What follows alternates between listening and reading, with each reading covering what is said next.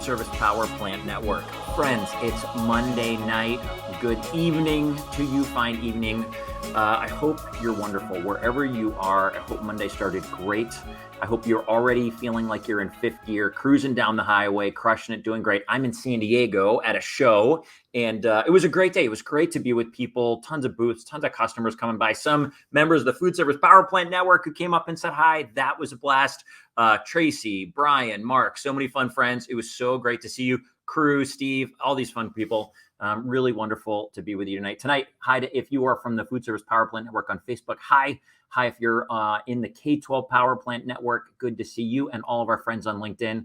Get ready for a really fun conversation. Gian Carlo, CEO of AmeriKooler, is doing just unbelievable things. I was telling him a little bit ago, like, who puts art on a walk-in? Like, this is, I mean, I get it. There's some cool people out there that do that, but he's doing it as a manufacturer. I stinking love it. He's raising a young family. He's got all these things going on, and we're going to pick his brain. We're going to hear some of his story, find out what leads to some of his success and the success of AmeriKooler, and it should be a really, really fun night. A couple of things. First, if you have a notepad and pen, I would totally encourage you to grab that. And inevitably, Gian Carlo was going to have things he shares, parts of his story that you will need. That will be wisdom for your journey, steps to take as soon as you're done watching us. And I hope you can implement them in your life. Remember, the whole idea of these conversations is success leaves clues. So part of his story, we want to receive his clues to incorporate into our own story. So that as we continue to grow and evolve and learn, that we can use the stories of those who've come before us. And Gian Carlos is tonight. Secondly, huge thanks to some of our supporting partners, Zumba Group and FNS Magazine, RD&D. Thank you for your partnership, helping get the word out about positive mindset tools, telling stories, the power of story to create belief in us. So thankful for your partnership. Maureen, Joe, Kathy, Dave, the entire team over there. So grateful for you. Crave and Chelsea and Aaron and the team over there. They're the best at branding and marketing and creating websites, all the things that the Crave team does. Reach out to them. Their link is on our website, fspowerplant.com. Go check them out. And they can help you in so many ways. They're helping me in so many ways get the message out about the Foodservice Power Plant Network. Now, without further ado, remember, also, questions. You are welcome to ask questions. Gian Carlo and I are free for anything you want to throw our way. I can't wait. Let's go find them. Gian Carlo, yo, brother. Yes, sir. Thank you so much, Jason, for having me. Thank you so much. Man, I am really excited to have you and hear a little bit of your story. And I think you are doing things in such a unique way that anytime you see an organization, an individual, and a team of people doing things differently, telling a different kind of story, it's really fascinating to hear how it came to be and how did you come up with this stuff. So thanks for giving us some time tonight. My pleasure. My pleasure. I do want to thank you for having me and for doing a tremendous job putting this together, Mr. Jason. Congratulations. Seriously, you are a dad. You are crushing it at your company, and you take time to do this. I mean, that is a lot. So, thank you. And it's so well organized, so well done. You're doing great things, and I just want to thank you and tell you to keep up the great work. Brother, thanks. I really appreciate the feedback and the encouragement. We are going to keep going because it's a blast. Your team is showing up. Look at this. Team AmeriKoolers in the house. Boom. Boom, Arjun. There we go. I don't know who this is, but a privilege to be a part of this great family. I love it. Whoa, Mr. D'Anthony. Yes. Love it. Bienvenido. Hello. Whoa. Virginia's in the house. Whoa, Virginia. Mylene is in the house. Mylene, yeah. Taking cool further. That's right, Miss Clara. I love how you all know, man. You're an awesome family doing this thing together, aren't you? Blessed. Yeah. I'm just very lucky. So that's great. Tell me, real quick, another AmeriKooler, love it. Jamil Burkett, the legend. Yo, Jamil, what's up, brother? This is so great. Okay, Gian Carlo, just real quick, you are the CEO of AmeriKooler. Yes. How long have you been the CEO? So I've been the CEO for I think 8 years now, 8 or going on 9. Awesome. How did you get into that role? Tell me your story. So I'll tell you the abbreviated version. And I got into it essentially through family, right? And I like to go back a little bit. But essentially my grandfather was in manufacturing in Okay. Cuba, right? And again, long story short here, uh, he had to leave Cuba. And my dad grew up in the environment of manufacturing and building big things and engineering, right? And my grandfather started up again in Puerto Rico, and my grandfather ended up getting sick, and he sold the business, and my dad had to figure out what he was going to do next. Hmm. So he came to the United States, and he saw a big refrigerated warehouse, and you know that was like his hallelujah moment. Wow. And he liked big, he liked engineering, he liked manufacturing, so that's what he decided to do. Now, growing up, I saw that and the hard work ethic, and I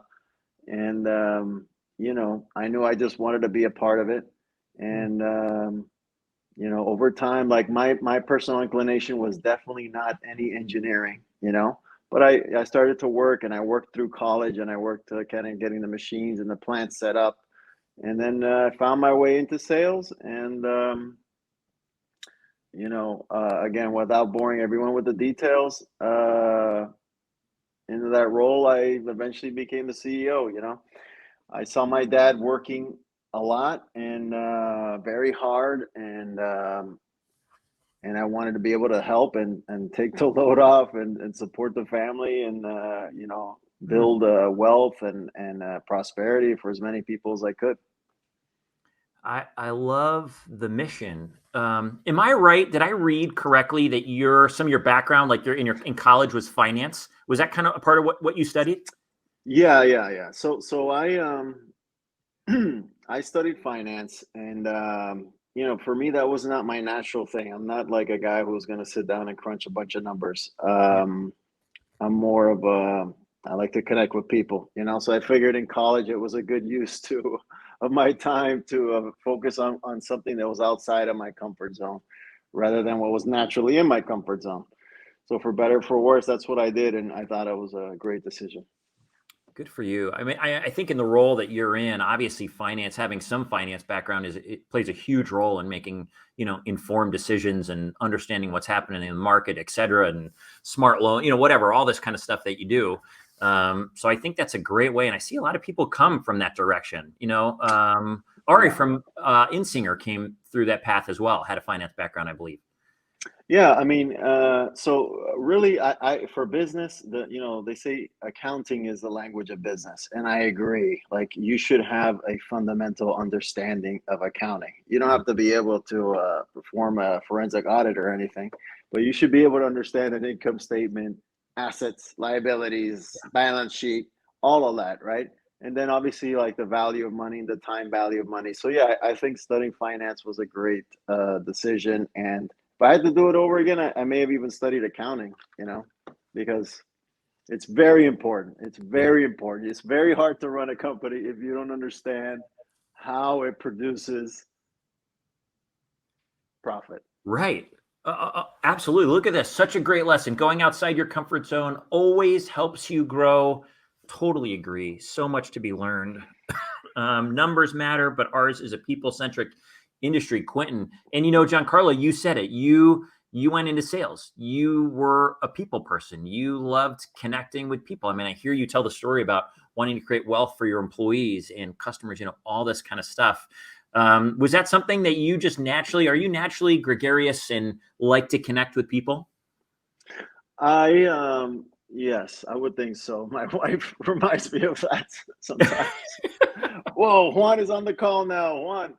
So yeah, I really I think people are special. Everyone has something very unique and special. And I'll get into this further, but I do believe in God very much, and that's a very important part of my life. Hmm. And I just feel like every everybody I meet, there's something I like about that and respect about that person. So I do like to learn and talk to people, and it's a great way to learn too. So Yeah, so I naturally like and appreciate people, Hmm. and it's something authentic. Thank God I have that. Again, doesn't always come off, okay? Like Sure. some people may be listening, be like, "Wait, seriously?" No, but I do appreciate that, and I think that's really one of the most powerful things. Whoa, Rich Malaki's on now too. Yeah, it's a powerful skill. So you can understand numbers all day, and if you can't understand people to a degree, I'm not saying I understand people perfectly.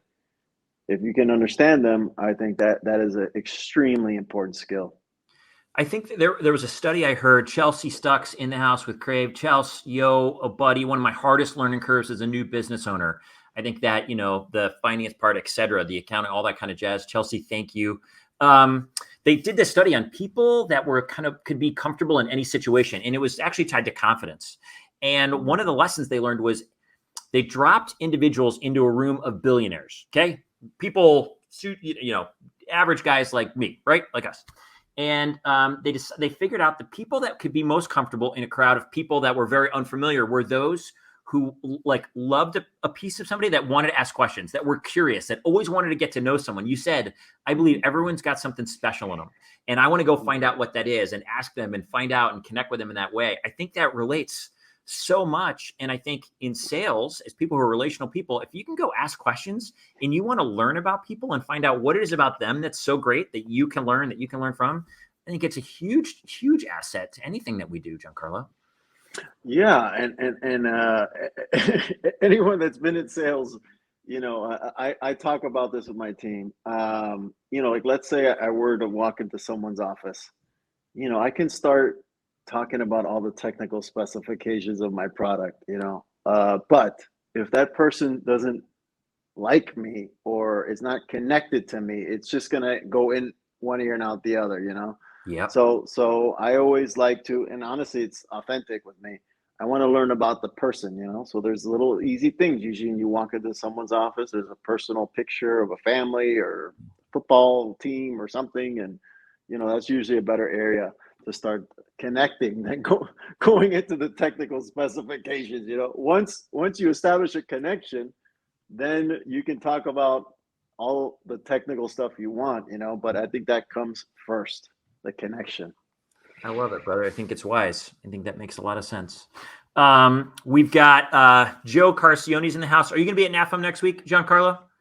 Um, I really would love to be, but being that I have just a very young family and a newborn, it's a little bit hard, but I would love to be there and I wish I can, but I don't think I will. That's all right. Good man. Wise decision. Yes, every individual has a unique story and set of wisdom. We only add to ourselves by connecting with others. I love it. That's awesome. Rio's in the house. Solid fundamentals. Hey, John and Jason. Yo, Rio. What's up? What's up, brother? Rio. Giancarlo, this was a question. So I asked before we went live, who's got questions for Giancarlo? And Charlie Surata from NAFM actually said, Giancarlo's got a young family, right? You've got a newborn at home. You're a relatively new dad. You're the CEO of a successful organization. How right now do you find yourself balancing both? How do you do it right now? The answer is in this call, in this meeting, and it's all these amazing people from AmeriKooler that are chiming in, which none of this would be possible without them and their hard work and their dedication and their commitment. So the only possible way to do what has been occurring, which is, thank God, a successful business and a young, growing family, which I am extremely dedicated to, is having amazing and wonderful team members that help and support you so that you can get it all done. That is really the only way to do it, and that's the secret. An amazing team to support you. There's no other way. I love it. You are so intentional about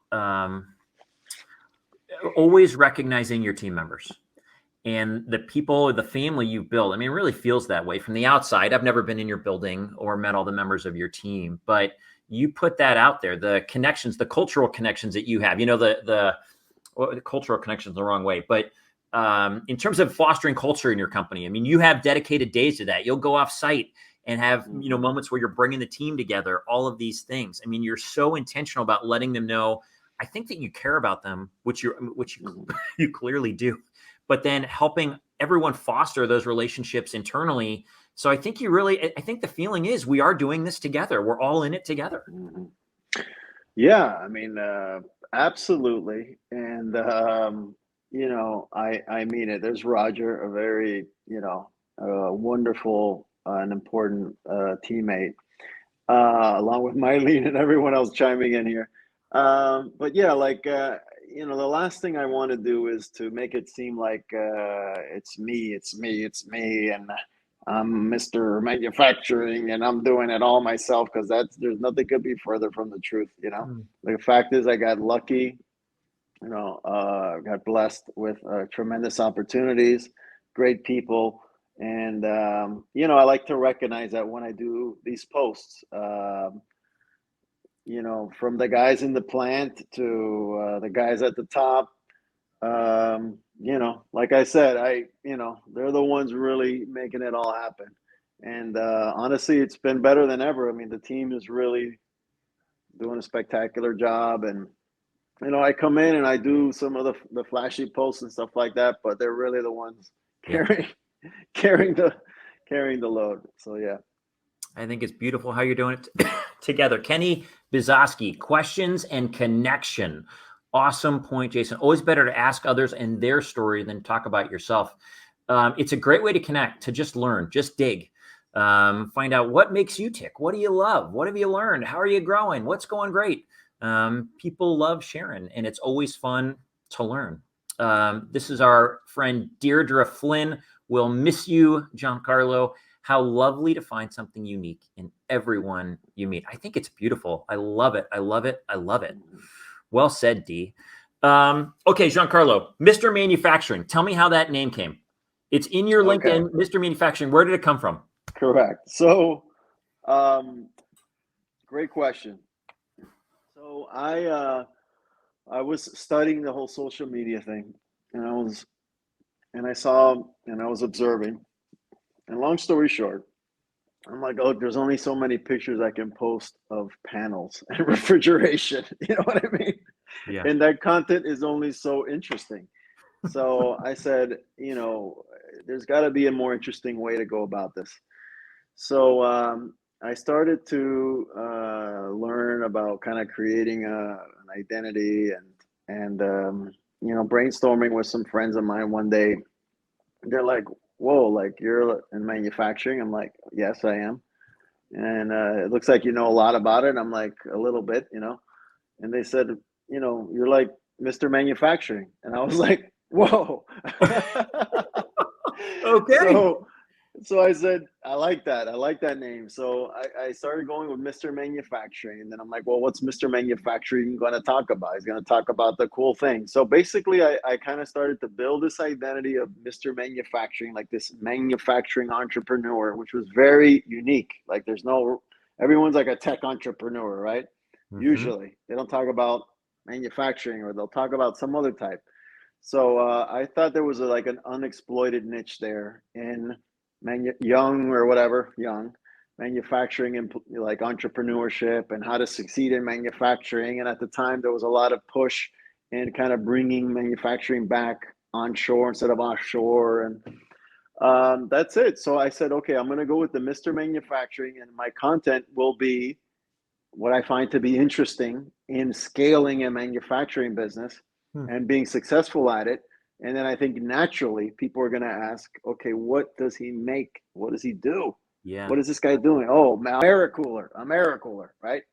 So it'll tie into AmeriKooler. And so just by the nature of what I'm posting, it gives exposure to AmeriKooler.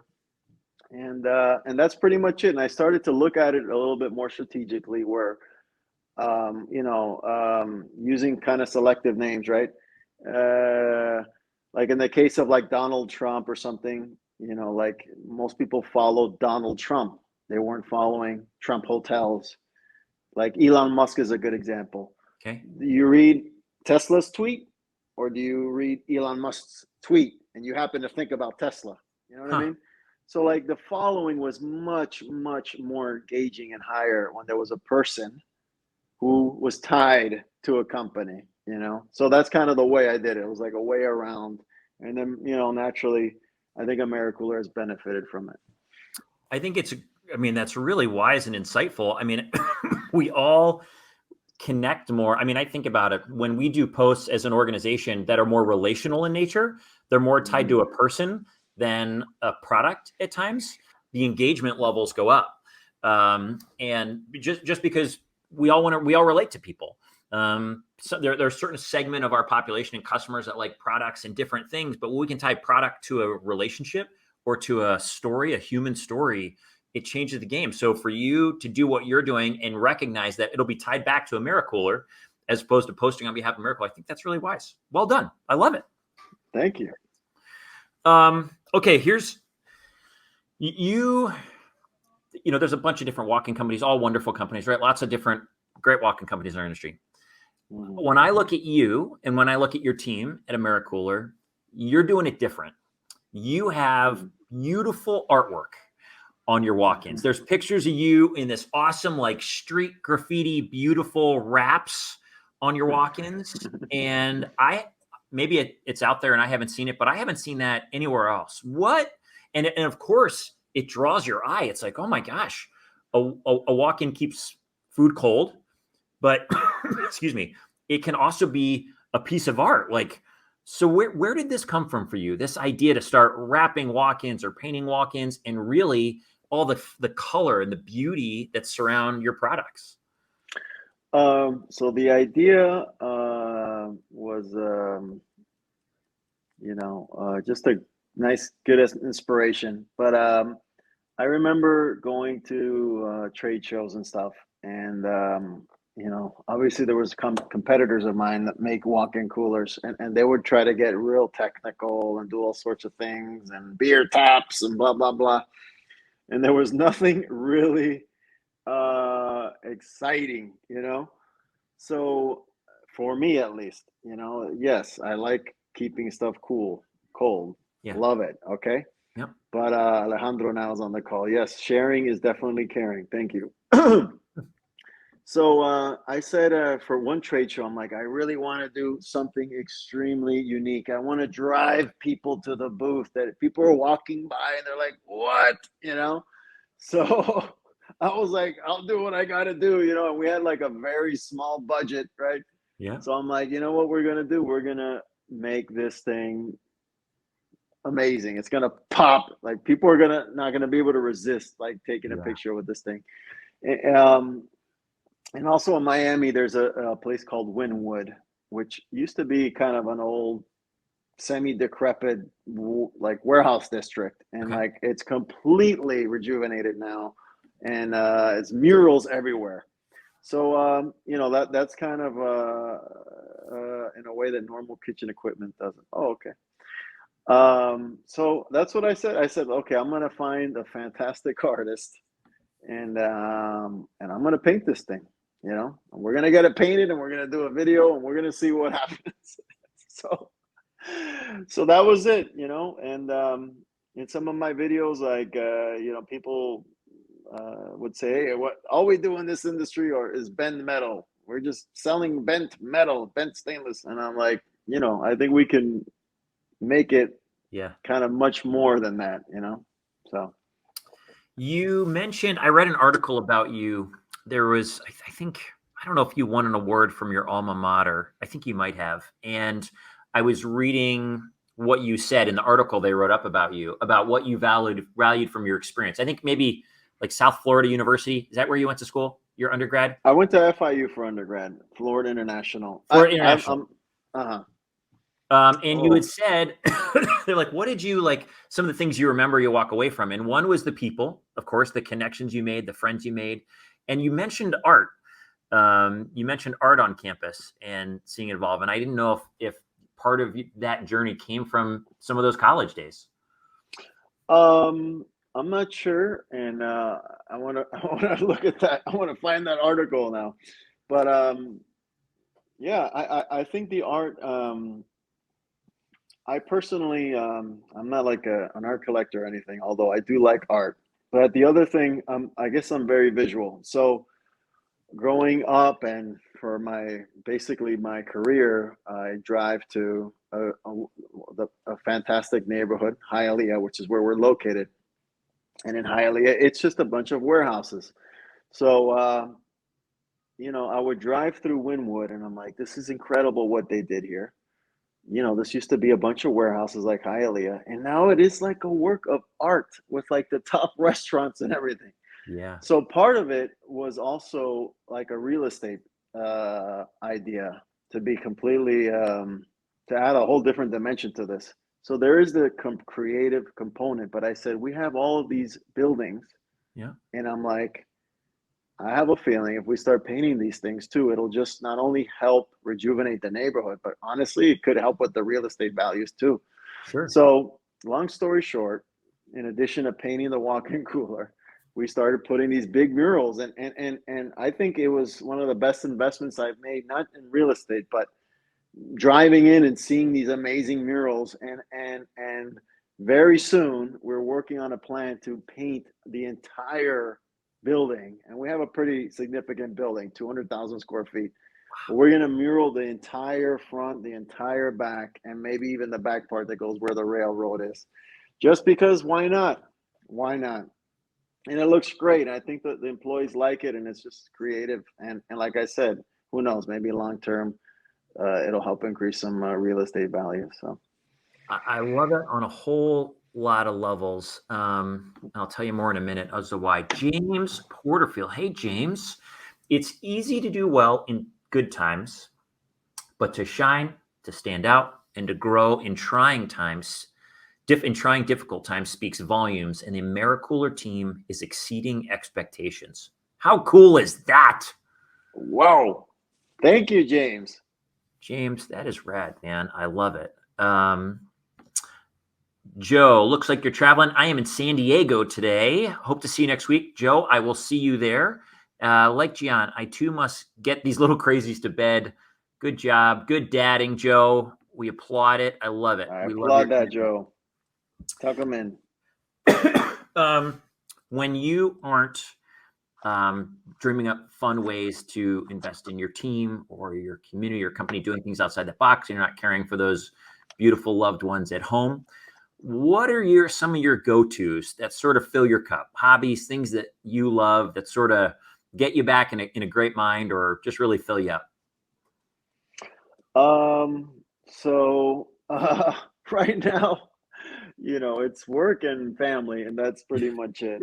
Um, you know, every once in a while, like I do have a drum set here I'll get 3 or 4 minutes to play on it. Yeah, So love it. that's pretty much it. But filling my cup is just being able to work and being able to be with my family, and that's pretty much all I need. Good for you. I think that's beautiful, man. Rio gives the employees a good feeling coming to a nice, unique workplace. I would agree. I think there's certainly a different, I think art, I'm not an art collector by any stretch of the imagination, but anytime I see something that wows me, whether it's visually, whether it's, like some of your walk-ins or what you're probably planning for your building, et cetera, whether it's music, whether it's play, whatever different art forms we have that moves me, I think there's spirit involved there. Like you talked about your faith. You have a strong faith in God experience. And when I see things like that, I can't help but feel like that's a fingerprint from somewhere else coming down to say, hey, it's just a reflection of something outside us. And I love the commitment to that and what it means on a bigger level. And Rio, I'm with you. I think the more you can create that experience where people want to come to work and like, wow, I'm coming to this place that I feel inspired every time I look at this mural on the wall. Or think about the men and women driving that railroad car. If you do it on the back, and I bet your building going by will be the brightest moment of joy on their ride anytime they go somewhere, because they're like, holy cow, look what that company did for us. It's not public facing. That's for us in the back of the warehouse. And I don't know. I think it's a really cool gift that you're offering. And I agree. I think it's great for employees to see that. Yeah, yeah, absolutely. So yeah, I always say, we're all human, and we all like to feel good. Who doesn't like to feel good? Doesn't like to feel appreciated and warm and welcome? So we're definitely, not perfect, right? But I do strive to create a nice environment, and I think the murals contribute with that, and we want to continue to make it as nice as possible. And yeah, I think it also will help give people a unique experience when they're driving through Hialeah. I love it. Gian Carlo, incredibly supportive of local artists. Love it.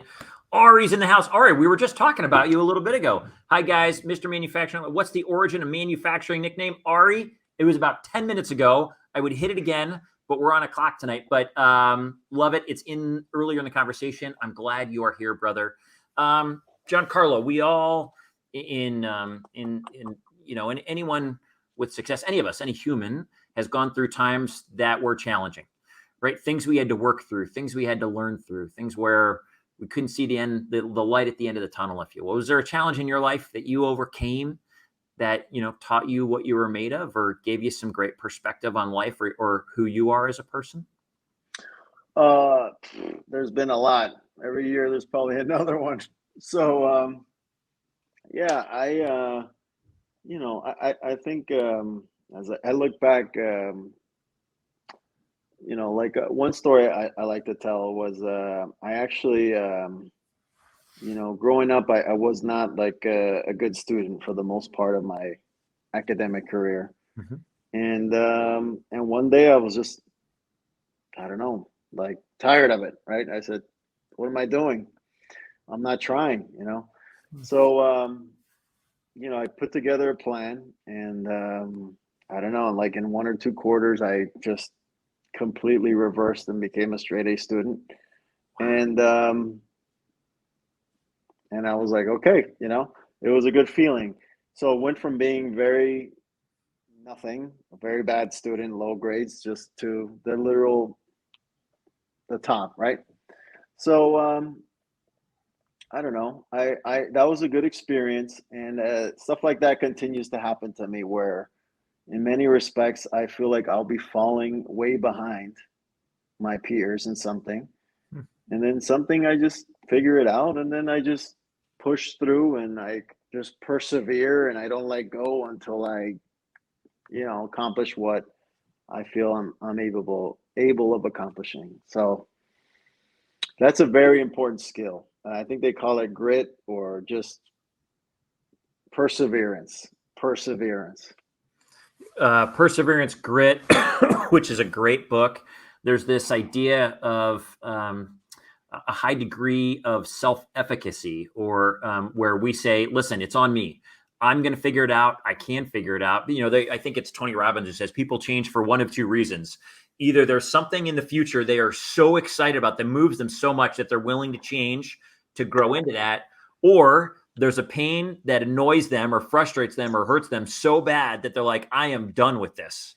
And I will find a way out. Eventually in that school experience, you get so tired of underachieving or watching others perform that you're like, man, I am done with that feeling of I am less than or I'm lacking. I am going to figure this out. And you did.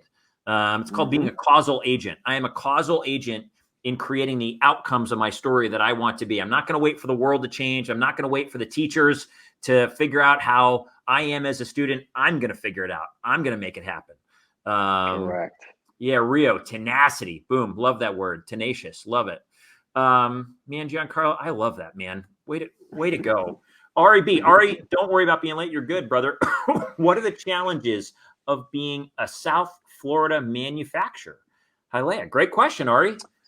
Love the hashtag. I think it's probably like that, or it's like the perception of like people say, well, you're in Miami, like how do you ship, or how, you're so far away, and honestly, I don't think it's as big of an issue as people would think.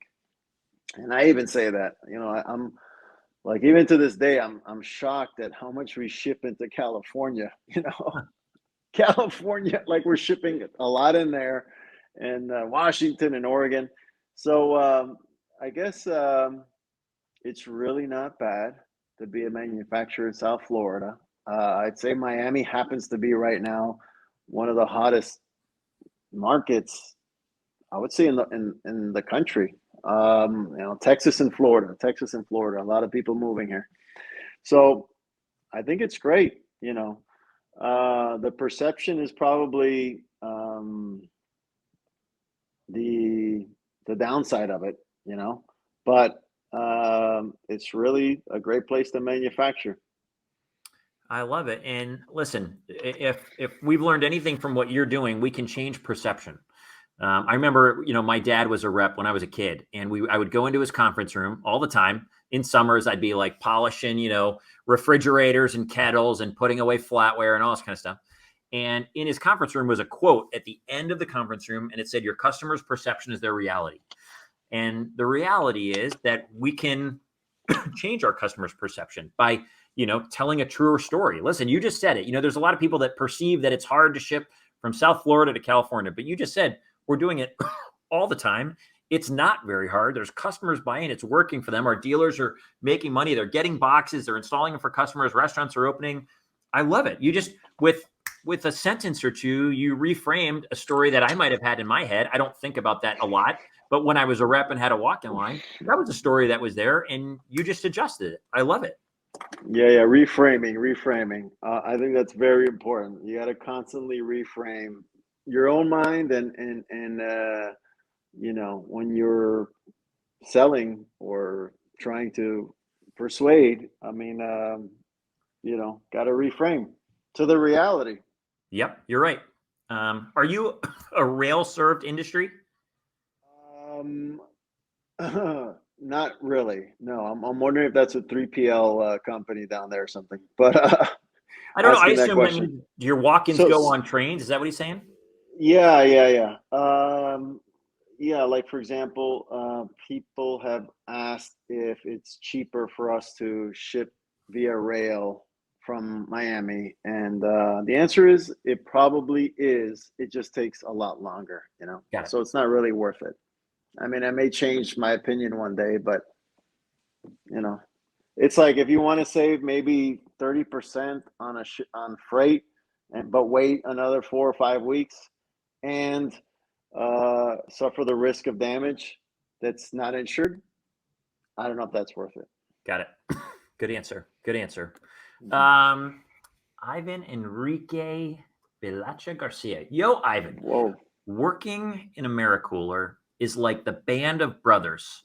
All of us know what to do in the battlefield, and nobody is left behind to build the best product for the people. Wow, what a beautiful testament to what you all are building over there, huh, man? Man, Ivan has been such a spectacular addition to the team. He Mm. heads up our IT stuff, and he's crushing it, and he's doing a fantastic job. So yes, we leave no man behind. We're all the Purple Hearts, I love it. But yeah, the team is doing great, and they're just lifting each other up, and we're all trying to get to the finish line. Beautiful. Props to AmeriCooler for creating opportunity in an economy that produces nothing but oranges and sunshine. The immigrant community has transformed South Florida. Ari, yo, man, love it. Props to you guys. I love what you're doing. Gian Carlo, here's a question for you. You stepped into a family business, and a lot of us in food service end up in family businesses. I took over my dad's business. And there's, I'm sure for you, as there was for me, there's gift and there's challenge in that. What is there a piece of advice you'd give anyone who's 23, they're thinking about stepping into a family business, a distributor, a manufacturer, rep, whatever it is, consultant, Any advice you'd give them about sort of navigating working with family and still remaining family that cares about one another? It's very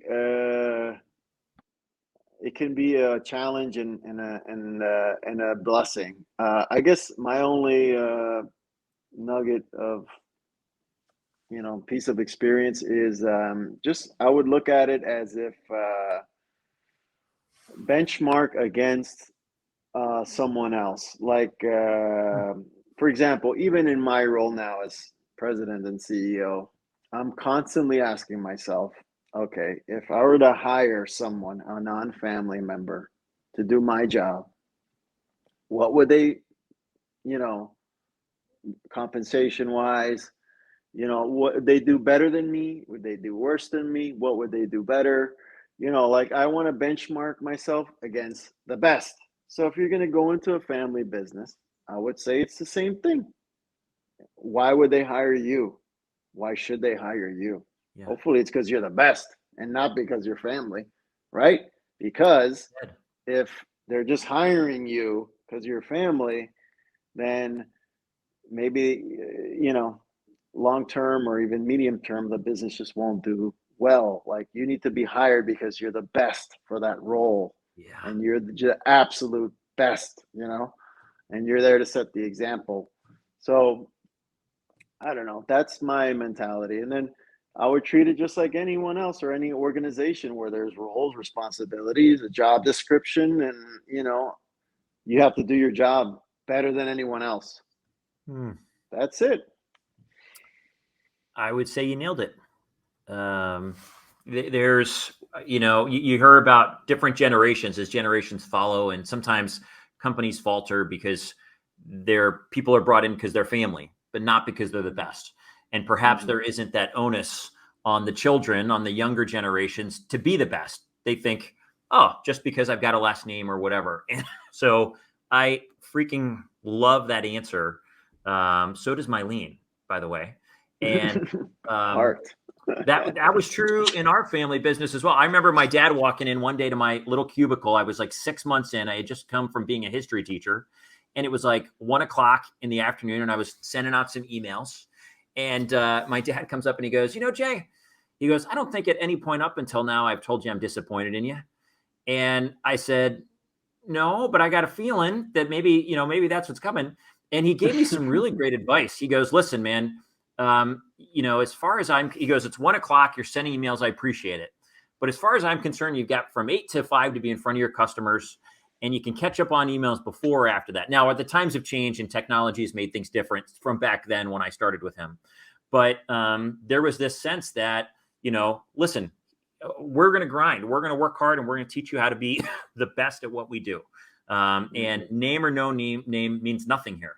It's about us performing as an organization, us serving our customers, us, serving our manufacturer partners, et cetera, at the time. And I love it. I love it. I love it. So does that person. Hi. They love it. They love it. They love it. Entitlement, a successful situation does not make. Spoken like Yoda. Really well said. All right, Giancarlo, I'm going to end with this. How do you define success? Anyone young coming in the industry, they want to know what success looks like, how they define it. How do you define success in your world? So, to me, the success is, the financial success is very small part of it, right? You can gain everything and lose your soul in the process, So I think, it's a balance. I think it's, my case, like I said, my spiritual life is strong and I believe in God very much. So, I would say it starts there, like priorities, right? A relationship with, you know, with God and then your family and then your business. If you have it the other way around, you lose the priorities.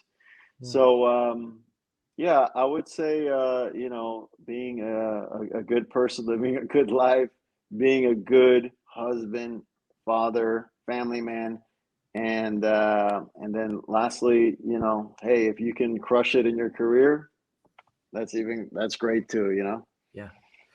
I love your priorities, and I think that organization structure works pretty great and creates a really solid foundation. We all want to be successful in our careers, right? We don't get in this. No one likes failing.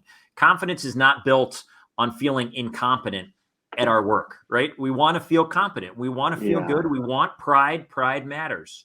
But at the expense of other things that matter in our world, there's other things that make us whole, that create fulfillment. Our relationships, our family, our health, physically, mentally, spiritually, emotionally, etc. It no longer works at a certain point. And so, well said. I want to read you something. A couple of people that know you wrote me. I said, tell me what makes Gian Carlo special, because oftentimes we don't hear it enough. Christina Jakubowski with Pro Reps wrote me and said, Gian Carlo is an amazing individual. He has overcome a lot to be where he is today. My favorite thing is that there is a firm motto at AmeriKooler that they have a no excuse zone. It's even posted in their conference room. He is family above all else, and he goes the extra mile to make sure and ensure that everyone at AmeriCooler feels like family. Well done. Whoa. How cool is that, huh, Christina? Love it. Whoa. Our mutual friend, Rich Maliki. Gian Carlo and I met several years ago when I was doing my podcast, The Care Factor, which, Rich, I didn't know about that one. And what I loved about him immediately was that though he was the CEO of a major manufacturer, he was down to earth and so easy to talk to. Since then, he has been so generous, supporting the Fed Group, even sponsoring this year's FedCon app. He is a great leader. He truly cares about his employees, and he's a person that I'm grateful to know and I consider a friend. Whoa. Man, you're doing things differently at your company. You're doing things differently with your team who consider you family. And I would tell you that you're affecting all of us in the industry. I would say we're watching, and I'm watching. And what you're doing is giving me hope for something different, something better, something a little bit more intimate, something a little bit more creative. And I think we're all going to rise up and become a little bit more of that because of the way you and your company and your team are leading. So let me say thank you, man. I appreciate what you're doing, Gian Carlo. Hey, it's nothing compared to what you're doing, okay? This is a great service you're providing for the industry. And you and Rich Malaki, you guys are just doing fantastic. And I'm trying to keep up with you guys. So thank you so much. We're all doing it in our own way. We're all doing it together. We're all contributing. I'm glad we are. Jamil, great info today. Got to head out. Keep on shining and rocking. Jamil, you too, brother. David Maxwell, thank you guys. David, boom. You, the man. Love it. Dan K, cool. Boom. Thank you so much for sharing your story. Love it. Thank you for joining us. Listen, Foodservice Power Plant Network. I hope you got some nuggets. I did. Continue to find ways to be creative. Continue to ask yourself, what is no one else doing? And are ways to lift people up. Even the folks in our lives that are kind of like those driving the railroad cars that we won't probably ever meet, but that drive by, that see us, that see our experience, that see who we are, people who walk by at an NRA show or whatever that is. And maybe you can find a way to creatively care in a way that affects even them, people that you don't interact with on a day-to-day basis like Gian Carlo and the team are doing.